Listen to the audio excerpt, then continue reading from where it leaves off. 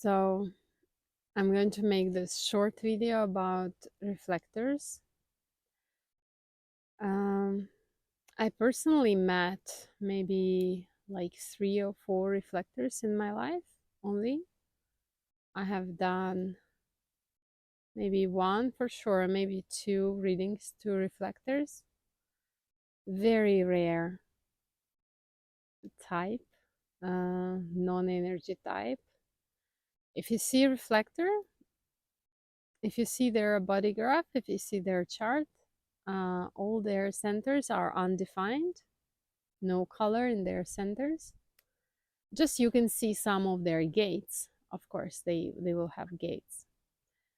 And actually, reflectors here to follow the moon. Like all of us, we have sun and earth, and in our design that are influencing our body graph the most. And reflectors are very much moon people, so they follow the moon cycle. If you are a reflector or if your parents are of a reflector, I very much recommend that you follow the lunar cycle, so you know exactly which day of the moon is today and aware of the energy, like if it's a full moon, if it's the beginning of the moon and there is like no energy. Reflectors should not be rushed into anything because they actually need to go through the complete lunar cycle in order to understand what is their choice, what is their decision. They should not be rushed. I don't think they have much opportunity in our world to actually, like in school or at home, like who will give you a month to say, yeah, you can think about it for a month. I'm not gonna pressure you, yeah? So it's a bit hard for them to naturally follow their strategy to wait a lunar cycle. But if you are in experiment and if you're trying to understand what is correct for you, try to uh, put off your major decisions for like a month, for 28 days, and see how you gain your clarity over with time.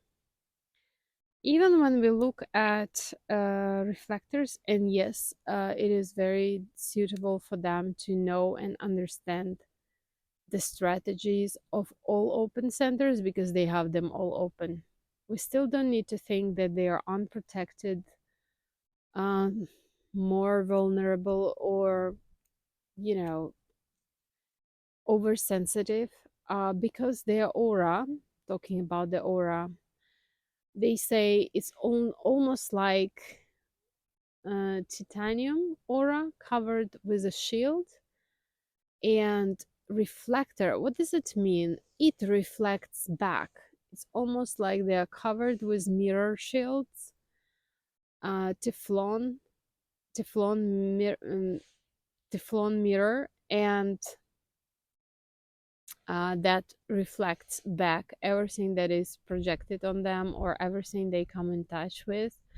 That's why when you actually first meet a reflector, I had this experience, you almost have a feeling like, oh wow, you met somebody who is so much similar like you. Oh, you're there for a surprise. They're not like you, they're not similar or same like you.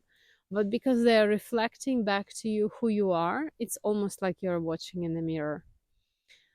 Reflectors are here to live in healthy environments, and that's why they are sampling. Their aura is very sampling, and they are actually checking and feeling and noticing what their environment is, what is the quality of their environment, and if this environment is not healthy. What does it mean not healthy? Like, let's say a reflector lives in a small town or a village and people are unhappy there, or they're working too hard and they're not satisfied generators. A reflector will not be happy in that environment, and the reflector reflects. So if you see an unhappy reflector who is grumpy, upset, judgmental, it means the place around him is like this, the company he's working in, maybe the apartment block he lives in, or maybe this small village or small town where Reflector lives, it actually carries this energy. So reflectors tend to realize and feel that there are suitable and unsuitable places for them. And it's natural for them to go around and sample other areas. And suddenly, when they feel that surprise, when they feel that spark, which is the signature of their aura, is a surprise. I think it's a kind of nice feeling of surprise. So when they're pleasantly surprised with, oh, this is a happy feeling, this is a nice feeling over here, they tend to stay in places that are more healthy and happy because that's how they will be in this place. Um, Reflectors, I think, are very much conditioned to be all other energy types, to be like generators or to be like manifestors. And because they are so different and feel almost like aliens, they are those who don't fit in very standard situations. I suggest, particularly and especially if you have a reflector child, to really read or find out more information about reflectors and how special they are and how different they are from all of us, and allow them be and allow them to be themselves, which is give them time to make their decisions. Don't rush them. Remember, they are not energy type. Remember that they are conditioned by their environment and surrounding, and they need spend time on their own, most probably in the nature more.